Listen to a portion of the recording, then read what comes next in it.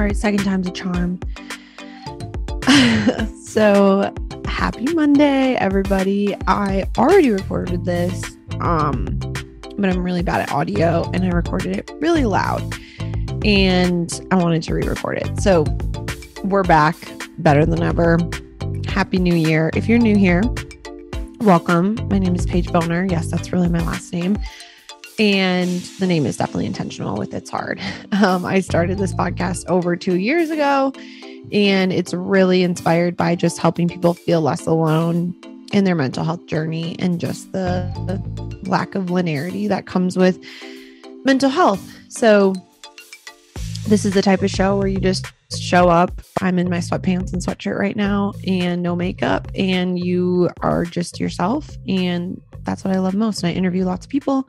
Solo episodes once a week, release episodes on Mondays. So welcome. I'm glad you're here. This episode today is really inspired by New Year's, and the title probably tells it itself. We're being really honest about your New Year's resolutions. I know a lot of people have New Year's resolutions or, are at least mindful of the fact that, it's New Year's and there's so much pressure to just be a certain way during this time. And that's really where I got this idea to do an episode on this. So I was feeling all this pressure in the last couple of weeks because I'm getting these emails from business coaches, life coaches, and the titles are always it's 2 days until 2022. There's only 4 Mondays left in 2022. What are you going to do? And I just remember feeling holy shit, I'm so overwhelmed. And that's kind of scary to look at that and think, crap, what have I done? Or what has this year been like? And I have anxiety. So of course I'm just spiraling and getting really anxious. But really the catapult was is this necessary? Do we really need to pressure each other and make it seem like the second that the clock strikes midnight on January 1st, that all our lives are going to completely change? Because the truth is it doesn't. And I was journaling about it and I was never has January 1st really brought about this new feeling to me. I'm I wake up on January 1st and I have the same problems. I still have anxiety. My business is exactly where it was the day before. And I have the same, dreams and all this stuff. It's just the fact that it's a new day. And as a society, we put all this pressure on New Year's resolutions and New Year's Eve, and even just the element of going out on New Year's Eve. Right now I'm recording this, it's New Year's Eve. You'll listen to this when it's January 3rd. And I've always felt this immense pressure of New Year's Eve has to be this big, massive thing. And I've realized, and being sober, makes it really different, but there's just no need for it. It's just another day. And yes, we're going into a new year, but every life change that I've made in my life has not happened on January 1st. Think about that for yourself. Every life change that you've made, whether it's, I don't know, going to a new school, or it's, making a decision to take care of your mental health, or moving to a new place, leaving that toxic relationship, getting sober, whatever it is. Have you ever done it on January 1st? Maybe you have. I'm not judging you, but I would say a big majority of us don't make those big decisions just because it's January 1st. For me, I got sober on May 2nd. I left a toxic relationship in, I don't even remember, April, something like that. I moved to a new state in September.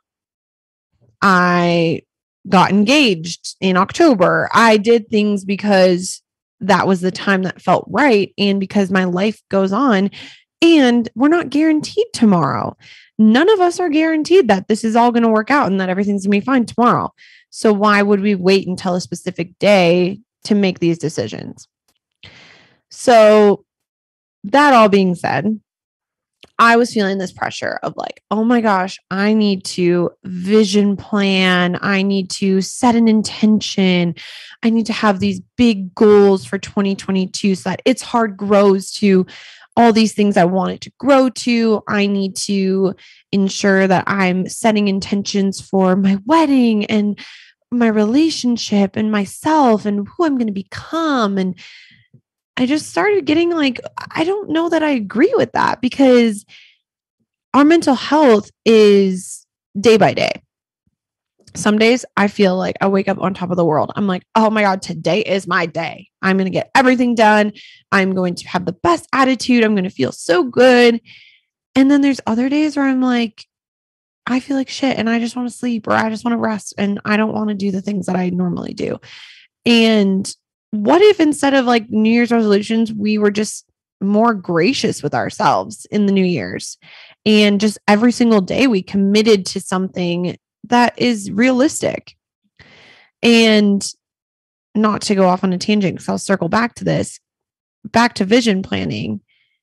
So many of the goals that we set, like say you want to buy a house, or you want to pay off your debt, or, something in my business is I want to get a sponsorship for It's Hard, a specific one. Like I have goals of like, We're Not Really Strangers and Tazo and Calm. And those are on my vision board last year. Well, it's going to be probably a 2-year process before I get one of those big sponsors. And buying a house right now is not possible for Jack and I. We don't have the funds to do that. You might need to like pay off your debt, which I do too. That's going to take me like 30 freaking years, unless I come into a big sum of money and I can pay it all off in one sitting. But either way, like that big sum of money, that's going to take several years to get to that point. And paying off the debt in full is going to take 30 years. So these visions and these goals that we set for ourselves, we put all this pressure into putting them into a pressure cooker and saying, oh my gosh, you have to get them done by this year. Within 2022, you need to have it completed. And my thought process is, why? Because it's not realistic. And we spend so much time putting pressure on ourselves every single day, no matter what. We're always thinking like, how can you be better? And when it could potentially result in us having more self-doubt and self-hatred and negative feelings towards ourselves. Why would we do that? So I'm challenging the idea of New Year's resolutions. Now, if you're somebody who does New Year's resolutions, that's great. I am not judging you, or I don't want you to feel like, oh my God, is something wrong with me? I want to help us to reframe New Year's resolutions. How can we be more aware of the way that we're presenting these goals for ourselves? Are they realistic? Are they achievable? Are they measurable? Like it's SMART goals, right? You learned in school. Is this something that is worth your energy and time? And do you have to commit to it starting January 1st? Is this something that, can change over time? How can we just be more intentional about our goals? Because let's think right now, you're in day 3 of potentially your New Year's resolution, if that's something that you do. How many people do you know, and even yourself included, think back on every time you've set a New Year's resolution? How many times has it fully gone through until December 31st? You have achieved that New Year's resolution every single day until that day. Let's say it's the stereotypical, I want to go to the gym every single day. Well, can we get realistic about this? There's days where the gym isn't open. There's COVID that happens and the gym closes down. Or there's days where you're sick, you're out of town, you're living your life, and it doesn't work that day to go to the gym. Things come up. What is that mindset around yourself when you don't have that opportunity to go to the gym? Are you harsh on yourself? You're thinking you're a failure. You're not doing this right. You're this, and that. That's what I'm scared of. I'm scared of these resolutions becoming these outlets for us to be negative towards ourselves. What if the goal was more simple? Move your body every day. That's one of my daily goals. Now, I did not start it on January 1st. That was just something that I did 20 times. I was like, whatever it was, 20 times. And then I didn't do it the 21st time. And I realized, oh shit, I feel like crap when I don't move my body. And that's not necessarily working out. That's today, it's going for a hike. Yesterday, it was a hike and yoga. Some days it's just a walk around my complex. There is many different things that can equate to moving my body. So it's a goal that's achievable by matters of simplicity. Instead of setting unrealistic expectations for yourself, putting it in a pressure cooker and expecting things to work out by December 31st of 2022. I am such an advocate, obviously, you know this, of mental health. And I believe that every single day, our mental well-being is different. It varies. And to expect that every single day we're going to be showing up as the exact same person is unrealistic. And I think that having grace for ourselves and being more open to many different ideas and allowing ourselves to change our minds is where the true beauty happens, where the goals are really achieved, right? In my previous relationship, it was not a healthy relationship, as many of you know from previous episodes. I was told that changing my mind was a bad thing. Anytime I changed my mind, it was something that disrupted, it caused issues. It was a negative thing to change my mind. That led me to believe that my free will of opinions and fluctuation and evolving and growing was a bad thing. That anytime I changed and evolved and I grew, it wasn't good. And so I suppressed that. I tried to stay the same. I tried to stay small, which was ultimately the person's goal, was to not allow me to change my mind because that was an intimidating thing for me to have a different opinion. I think that with New Year's resolutions, we set this thing that we don't expect is going to change for an entire year. But we change every day, hopefully. If you're somebody who's evolving and growing and intentionally trying to be better, you're likely changing every single day. So I would hope that your mind would change. I would hope by June you're thinking, oh, well, maybe I'm going to try this instead. We as humans are not guaranteed tomorrow. We're not guaranteed any day. So why would we expect ourselves to do something just because the society tells us that this is the day that everything changes? Why don't you create your own day? My day was back in 2000, whatever, when I left a relationship that was really hard for me to leave. I still think about that. I'm so proud of myself. That was a day that changed the trajectory of my life. I would never have met Jack. I would never be living in Utah. I would never be doing all the things that I'm so grateful that I have right now. Another day that changed the trajectory of my life was May 2nd when I became sober. My life is on a different path ever since I became sober. And I decided that that was a day that really changed everything for me. Another day that changed my life was September 14th when I moved to Utah. I moved to a new state. Another day that changed my life was October 4th when my nephew got a new heart.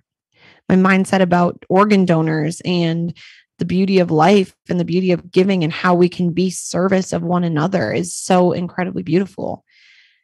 It doesn't take January 1st to change your life. It might not take one day to change your life. I think that each day is a gift. Each day is a reason to start new. You can decide tomorrow, I'm going to get up 10 minutes earlier and I'm going to journal. Tomorrow, I'm going to ask for help. Tomorrow, I'm going to tell my partner how I've been feeling about this situation. Tomorrow, I'm going to leave this relationship. Maybe next week, I'm going to leave this relationship. No one can tell you when is the right time. So why are we allowing society to tell us that this is the right time to make all these new changes and all these new expectations of ourselves? Again, not trying to be a Debbie Downer on New Year's resolutions, because I think that some people, they work for them. And I understand the mentality of business coaches, life coaches. Like, this is a great opportunity for their clients to gain a new mindset on the new year. Totally get that. For me, as a mental health advocate, I believe in the power of allowing yourself the space to just be, and having grace for yourself in these moments, because it's hard. Life is hard. And each day is a new opportunity to show up as the best version of yourself. Why don't we just commit to each day being 1% better? I can just be 1% better today. I can be a little bit more mindful about the way that I say things. I can do that extra thing for my partner, make them feel good. I can be more brave today. I can ask for help. I can finally sign up for therapy. I can journal about my feelings. I can talk about my feelings. Like, if we don't talk about the hard stuff and get through this, our lives are never going to change. You can't put a stamp on your life or put wrapping paper around it and think like, okay, I'll just cover up all the bad stuff with this new me. I'm going to go to the gym every day. I'm going to eat really healthy. I'm going to do all these things, and I'm going to look so good. Trust me, I tried that. I tried that like revenge body thing, that whole whatever it is that we feel like we need to do, that society pushes on us as well. It didn't work. I still felt like shit. I looked great, but I felt like shit, because I wasn't talking about the fact that I'd been abused, or that my mental health was in the shithole, that I felt awful. So why would we pretend that we just can push through things and just not deal with them? This year, I hope you don't find yourself pressuring yourself to do a million bajillion things. Slow down. The beauty happens when we are just ourselves. Life becomes the most beautiful when there isn't this intense pressure of all the things that we feel like we have to do. And so I just hope that you're not alone. First of all, the reason I wanted to create this episode is because I was feeling this pressure of, am I crazy for not thinking New Year's resolutions are stupid, or not necessarily stupid, but just like unrealistic and not maybe the right path? But I felt that if I was feeling that way, if I was feeling overwhelmed, intimidated, and just overly intensified by these feelings and these resolutions, that likely someone else was feeling that way too. And so I hope you know that, like, if you fail at your resolution tomorrow, that's okay. Try a different thing, because likely if you're failing at it, it's not going to work for you. Also, it takes 21 days to form a habit. I think that's the fact. Fact checked me on that. But try something for 20 days. Like, minimize your goals so that they're more achievable. Like, try moving your body for 21 days straight. Try reading a page a night for 20 days straight, 21 days straight, whatever it is. Just try something else and see if it works. And if it doesn't work, that's okay. It's okay if it doesn't work, because you're human and life happens and things are always shifting and evolving. You're always changing your mind. You're allowed to change your mind. And if anyone tells you that you're not, just call me up. I'll punch them. I don't know. I'm just kidding. But I think that it's a disgrace that people are told that they're changing their mind is a bad thing. Your opinions are always evolving. And if you're learning and growing from other people and from yourself, you're always going to be evolving. So the purpose of this episode is to just allow you to feel less pressure in the intensity of this time of year, and allow you to understand that you are not alone, that it's okay if you fail, and that your mental health is at the top priority. And so just do whatever it is that can take care of you and be best for you this year. And if that changes every day, every week, every 6 months, that's okay.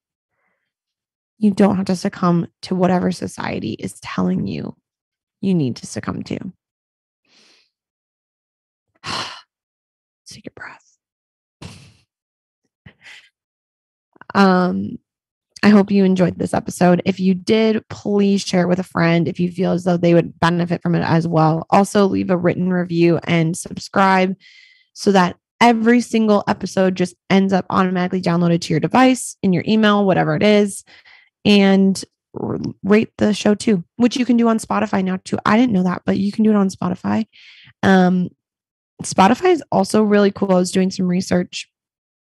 They have a cool algorithm where they're trying to push more independent shows and smaller shows, which I think is really cool, especially in this really saturated community of podcasters where even celebrities are coming in and they're just taking over the charts a lot too. Podcasts or Spotify podcasts are trying to really push smaller podcasts. So it's like day by day where they're rated, specific episodes, and then they're also broken down by like tons of different categories. So I would really appreciate it if you would go and rate and review on Spotify. Even if you have on Apple Podcasts, to head over there too and do it on there. If you listen on Spotify, that could help to push our show to one of the charts. So it's recognized by more people. That ultimately results in allowing for us to serve you in many different ways, like different guests that you might want to have on that we could reach because of where we're standing. And then also the sponsorships that are part of my 3-year vision, because, these might take a long time to get to. So I would really appreciate if you took the time to go over and do that, and then share it with a friend, share it on socials, which I'm back on social media now at It's Hard Podcast. I was off for a while. And then just be yourself. No one can tell you what to do. Take care of yourself, love yourself. And if you don't today and you will tomorrow, that's okay too. I love you guys. We'll see you next week.